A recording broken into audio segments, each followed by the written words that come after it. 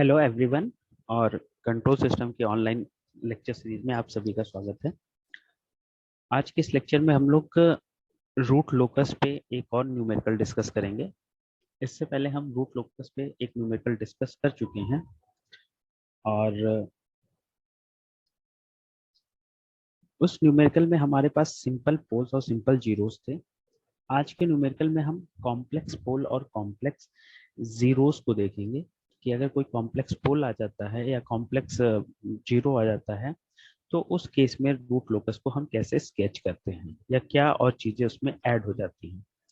उससे पहले हम एक बार क्विक रिव्यू लेंगे कि जनरल मेथड्स जो हमारे रूट लोकस को ड्रॉ करने के थे वो जनरल मेथड्स क्या क्या हैं, इसका हम एक क्विक रिव्यू लेंगे।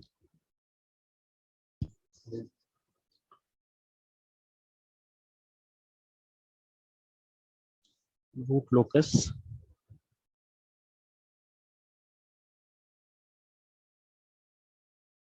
इसके जनरल मेथड्स हमारे क्या क्या हैं।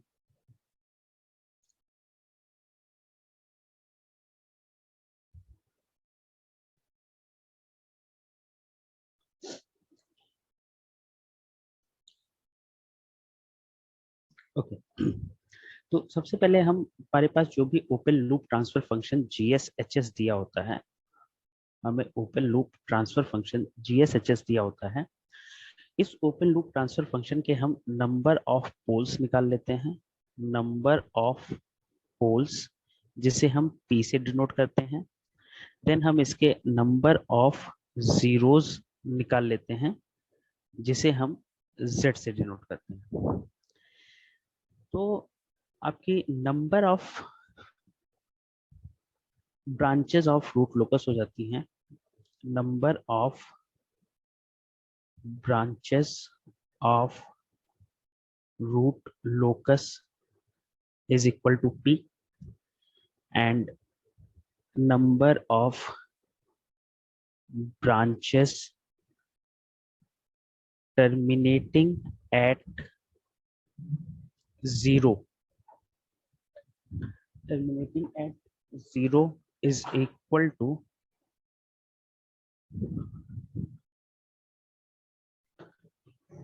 terminating at 0 is equal to Z and number of branches terminating at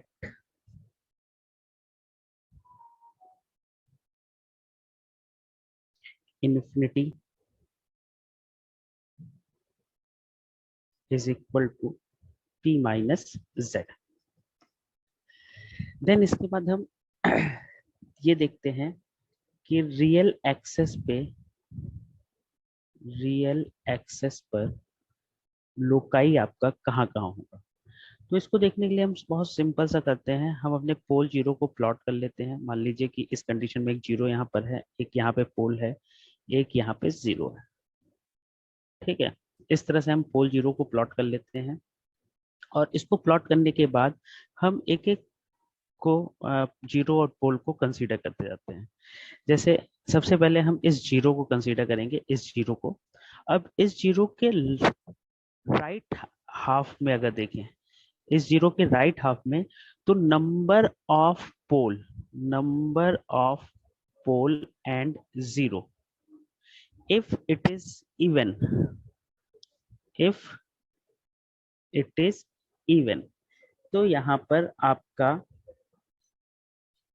root locus not present होगा, नो रूट लोकस।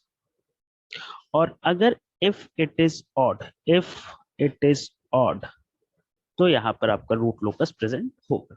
तो अगर आप देखें तो इस जीरो के राइट हाफ में नंबर ऑफ पोल और जीरो है ही नहीं, मतलब that means zero, that means इधर आपके पास रूट लोकस प्रेजेंट नहीं होगा NRL, क्योंकि जीरो भी एक इवन नंबर है।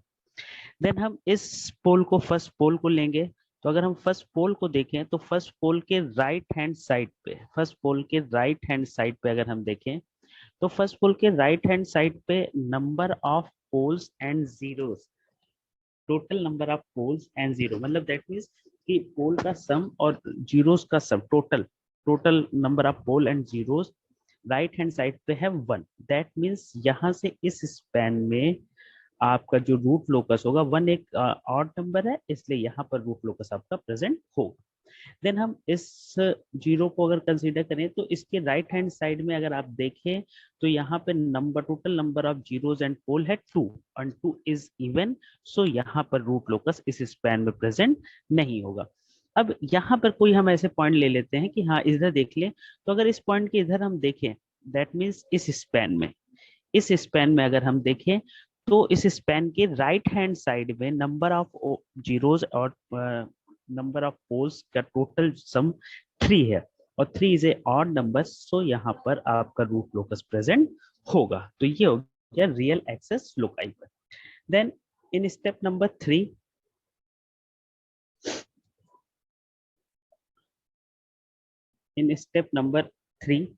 हम एंगल ऑफ एसिम्प्टोट्स निकालते हैं। ओके, तो एंगल ऑफ एसिम्प्टोट्स के लिए सबसे पहले आप निकालेंगे कि नंबर ऑफ एसिम्प्टोट्स हैं कितने, आपके पास टोटल नंबर ऑफ एसिम्प्टोट्स कितने हैं।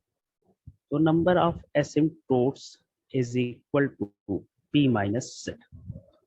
देन एंगल ऑफ एसिम्प्टोट्स का फॉर्मूला होता है एंगल ऑफ एसिम्प्टोट्स, इसका फॉर्मूला होता है theta is equal to 2q plus 1 upon p minus z multiplied by 180 degree. जहां पर जो q है, इस q की जो वैल्यू होती है दैट वैल्यू इज 0 1 2 और ये होती है आपकी p माइनस z माइनस 1, ठीक है, p माइनस z माइनस 1 तक। तो देखिए बहुत सिंपल सा तरीका, q आपको कैसे लेना है, मोस्टली आपके एसिम्प्टोट बहुत ज्यादा होंगे, 3 होंगे, ठीक है। तो q की 3 वैल्यू, जितने नंबर ऑफ एसिम्प्टोट्स आए, अगर नंबर ऑफ एसिम्प्टोट्स आते हैं तो 2 आते हैं, तो q की कितनी वैल्यू हम लेंगे, 2 वैल्यू लेंगे। 2 वैल्यू मतलब 0 और 1। अगर नंबर ऑफ एसिम्प्टोट 3 आते हैं तो q की वैल्यू कितनी लेंगे, 3, 0 1 और 2, 3 वैल्यूज q की फिर हम लेंगे, ठीक है। तो जितने नंबर ऑफ एसिम्प्टोट्स हैं उतने ही नंबर हम q के लेंगे। ओके, देन इसके बाद हम फोर्थ स्टेप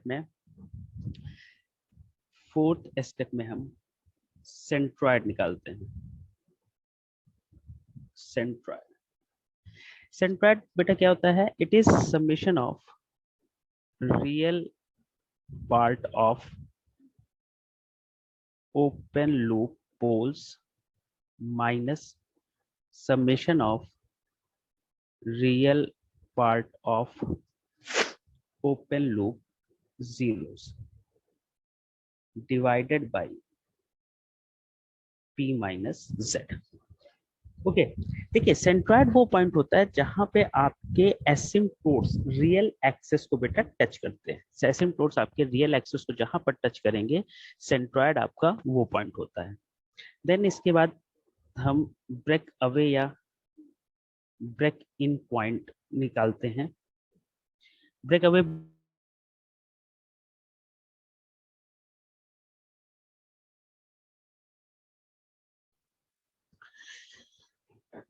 नाउ हम ब्रेक अवे पॉइंट और ब्रेकिंग पॉइंट की बात कर रहे थे। ब्रेक अवे पॉइंट वो पॉइंट होते हैं जिस पर रूट लोकस रियल एक्सिस से बाहर आता है। जिन पॉइंट से रूट लोकस रियल एक्सिस से बाहर आता है उसको ब्रेक अवे पॉइंट कहते हैं, और जिन पॉइंट पे रूट लोकस इंटर करता है रियल एक्सिस पे उसको हम ब्रेकिंग पॉइंट कहते हैं। ओके, और इनको निकालने के लिए जो हमारे पास प्रोसीजर होता है, उस प्रोसीजर में क्या होता है कि हमें सबसे पहले कंस्ट्रक्ट करना होता है, we have to construct characteristics equation 1 plus GSHS is equal to 0। Then हमको के की वैल्यू निकालनी होती है, right K in terms of S. देन हम dk by ds find out करते हैं, और उसके बाद हम ये जो इसके रूट्स आते हैं, इसके जो रूट्स होते हैं वही आपके ब्रेक इन या ब्रेक अवे पॉइंट होते हैं। अब ये break in break away point valid होंगे या नहीं, इसके लिए हम क्या करते हैं कि हम स्टेप 2 में स्टेप 2 मतलब के टर्म्स में, जैसे मान लीजिए आपके रूट आ गए s इज इक्वल टू 1 और s इज इक्वल टू 2, इसके दो रूट्स आ गए। ओके, तो अब हम at s is equal to 1 k की वैल्यू फाइंड करेंगे, at s is equal to 2 k की वैल्यू फाइंड करेंगे। और अगर ये k की वैल्यू पॉजिटिव आती है तो वैलिड पॉइंट होगा, तो वैलिड पॉइंट होगा। और k की वैल्यू अगर निगेटिव आती है तो ये नॉट वैलिड होगा। अच्छा, इसके अलावा कुछ और प्रेडिक्शन भी मैंने आपको बताए थे लास्ट लेक्चर में कि रूट लोकस की जो ब्रांच मतलब कहाँ पे आपका ब्रेक अवे होगा या ब्रेक इन होगा, तो इसके लिए कि अगर दो एडजेसेंट प्लेस पोल हैं तो उनके बीच में डेफिनेटली मिनिमम एक ब्रेक अवे पॉइंट आपको मिलेगा। और अगर कहीं पर दो एडजेंटली प्लेस जीरोस हैं और दो एडजेसेंट पोल अगर एडजेसेंटली प्लेस पोल हैं तो उनके बीच में ब्रेक अवे पॉइंट मिलेगा, और दो एडजेसेंटली प्लेस जीरोस है तो उनके बीच में ब्रेक इन पॉइंट मिलेगा। ओके, इसके अलावा एक और है कि अगर मान लीजिए कि आपका रियल एक्सेस पे एक ऐसा जीरो मिल रहा है, रियल रियल एक्सेस पे आपको ऐसा जीरो मिल रहा है जिसके लेफ्ट हैंड साइड पे कोई भी पोल या जीरो नहीं है, तो डेफिनेटली उसके लेफ्ट हैंड साइड पे मिनिमम एक ब्रेक इन पॉइंट मिलेगा, डेफिनेटली उसके ब्रेक लेफ्ट हैंड साइड पे मिनिमम एक ब्रेक इन पॉइंट मिलेगा। ओके, देन इसके बाद हम इंटरसेक्शन निकालते हैं नेक्स्ट स्टेप में। ये 5 स्टेप्स हो गए। देन स्टेप नंबर 6 है, इसमें हम इंटरसेक्शन निकालते हैं रूट लोकस का जे ओमेगा एक्सेस के साथ। Intersection of root locus with J omega axis. इसमें हम क्या करते हैं, यहाँ पर भी हम सबसे पहले कैरेक्टरिस्टिक्स इक्वेशन बनाते हैं, 1 plus G S H S is equal to 0। Then हम राउथ ये जो कैरेक्टरिस्टिक्स आती है, इक्वेशन आती है, मान लीजिए इस टाइप से S cube plus S square plus S plus के इज इक्वल टू 0। अगर ये एग्जांपल हम ले रहे हैं कि इस टाइप की अगर इक्वेशन आई तो हम इसका राउथ टेबुलेशन बनाते हैं, राउथ टेबुलेशन बनाते हैं। और राउथ टेबुलेशन बनाने के बाद हम मार्जिनल वैल्यू फाइंड आउट करते हैं, मार्जिनल वैल्यू फाइंड आउट करते हैं। और उस मार्जिनल वैल्यू के फाइंड आउट करने के बाद हम ऑक्सिलरी इक्वेशन बनाते हैं, ऑक्सिलरी इक्वेशन बनाते हैं। और उस ऑक्सिलरी इक्वेशन के जो रूट्स होते हैं that is the intersection point with J omega axis. Okay, अभी ये सारे मैं एक न्यूमेरिकल से मैं आपको बताऊंगा। नेक्स्ट लास्ट स्टेप है angle of departure and angle of arrival.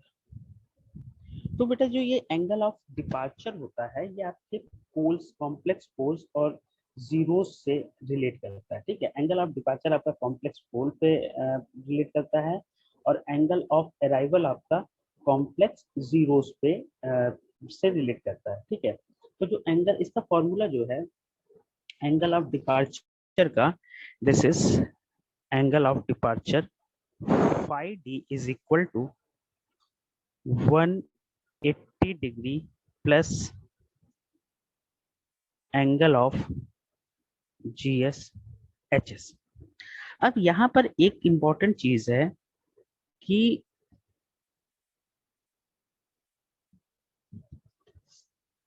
ये जो एंगल हम निकालेंगे it exclude the pole, it's exclude the pole where angle is calculated, where angle is calculated.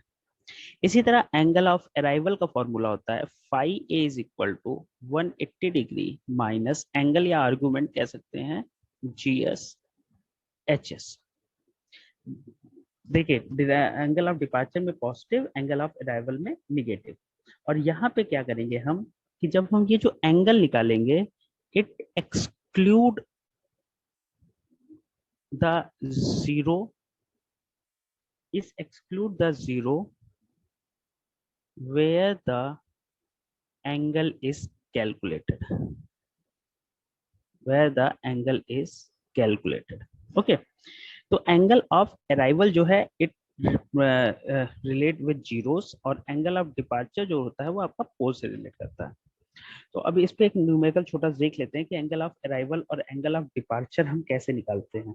मैंने ये बताया कि आपको ये कॉम्प्लेक्स पोल जहाँ पे आता है वहां पर ये आते हैं, तो जो कॉम्प्लेक्स पोल है तो रूट लोकस कॉम्प्लेक्स पोल पे लीव करेगा विद एंगल ऑफ डिपार्चर के साथ, और अगर कहीं कॉम्प्लेक्स जीरो है तो रूट लोकस कॉम्प्लेक्स जीरो पे अराइव करेगा विद एंगल ऑफ अराइवल के साथ। ठीक है, जैसे मान लीजिए कि आपके पास एक ट्रांसफर फंक्शन दिया हुआ है G S H S is equal to K S plus three upon S plus two plus J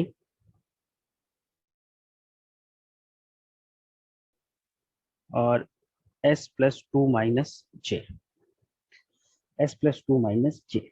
okay, अब आपसे यहाँ कह रहा है कि देखिए यहाँ पे आपको देखने से लग रहा है कि कॉम्प्लेक्स पोल और कॉम्प्लेक्स जीरोस, कॉम्प्लेक्स पोल मिल रहे हैं। तो कॉम्प्लेक्स पोल मिल रहे हैं तो डेफिनेटली आपको यहाँ पे एंगल ऑफ, क्योंकि यहाँ पे आप देखिएगा तो यहाँ पे कॉम्प्लेक्स पोल्स होंगे, तो आपको डेफिनेटली एंगल ऑफ अराइवल निकालना होगा, sorry sorry sorry, angle of departure, sorry,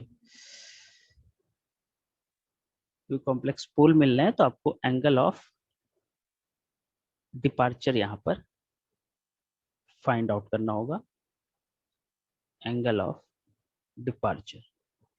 तो ये हम कैसे फाइंड आउट करेंगे ये चीज देख लेते हैं। सबसे पहले हम जी एस एच एस निकाल लेंगे। हम पहले पोल को ले रहे हैं, पहला पोल है यहाँ पर, अगर देखिए फर्स्ट पोल है आपका S is equal to -2 minus J, और दूसरा पोल है आपका S is equal to -2 plus J. तो जो हम यहाँ पर एंगल ऑफ डिपार्चर निकाल रहे हैं, ये एंगल ऑफ डिपार्चर हम निकाल रहे हैं जी एस एच एस के लिए at S is equal to -2 plus J. अब जरा मैं इसको J sigma J omega axis पे भी इसको मैं दिखा देता हूँ कि इन पोल्स को अगर हम जो है ड्रॉ करना चाहें तो सिग्मा जे ओमेगा एक्सेस पे ये पोल कैसे ड्रॉ होंगे ये भी मैं आपको दिखा देता हूँ। देखिए ये है -2 मान लीजिए यहाँ कहीं हुआ, -2 माइनस जे यानी ये पोल यहाँ होगा -2 माइनस जे, और -2 प्लस जे यानी एक पोल यहाँ पे होगा -2 प्लस जे। ओके, तो मैं इस -2 प्लस जे पोल पर, -2 प्लस जे पोल पे हम निकालेंगे एंगल ऑफ डिपार्चर। तो एंगल ऑफ डिपार्चर हम निकाल रहे हैं G S H S at S is equal to -2 plus J. तो आप अपनी इक्वेशन में -2 प्लस जे लिख देंगे, एस इज इक्वल टू, तो देखिए आ जाएगी इक्वेशन के एस इज इक्वल टू लिखेंगे -2 प्लस जे प्लस 3 अपान, अब देखिए -2 प्लस जे जो हमारा है बेटा वो आपका -2 प्लस जे हमारा आपका सेकेंड वाले कंपोनेंट का है -2 प्लस जे। तो इस कंपोनेंट को हम एक्सक्लूड कर देंगे, इसको हटा देंगे, ठीक है, क्योंकि हम इस पोल पे ही निकाल रहे हैं इसलिए इस पोल को हम अपने ट्रांसफर फंक्शन में, ओपन लूप ट्रांसफर फंक्शन में कंसीडर नहीं करेंगे। तो एस इज इक्वल टू हम फर्स्ट वाले में पुट कर देंगे -2 प्लस जे प्लस 2 प्लस जे, -2 प्लस जे प्लस 2 प्लस जे। इस चीज को मैं फिर से देखिए बता देता हूँ, क्योंकि हम निकाल रहे हैं अपना angle of departure at pole S is equal to -2 + j, और -2 + j आपका आया था इस वाले जो है पार्ट से, ठीक है। तो जिस पोल पे हम एंगल ऑफ डिपार्चर कैलकुलेट करते हैं उसको में कंसीडर नहीं करते। इसीलिए यहाँ पर देखिए, जब हम ओपन लूप ट्रांसफर फंक्शन इस जगह निकाल रहे हैं ओपन लूप ट्रांसफर फंक्शन की वैल्यू, तो यहाँ पर हमने सेकंड वाले को कंसीडर नहीं किया है। S is equal to +2 - j को हमने कंसीडर नहीं किया। क्यों नहीं किया है? क्योंकि इसी पर हम अपने एंगल ऑफ डिपार्चर को कैलकुलेट कर रहे हैं। तो जिस पोल पे एंगल ऑफ डिपार्चर को कैलकुलेट करते हैं उसको GSHS में हम नहीं रखते। तो ये हमारा आ गया open loop transfer function at S is equal to -2 + j।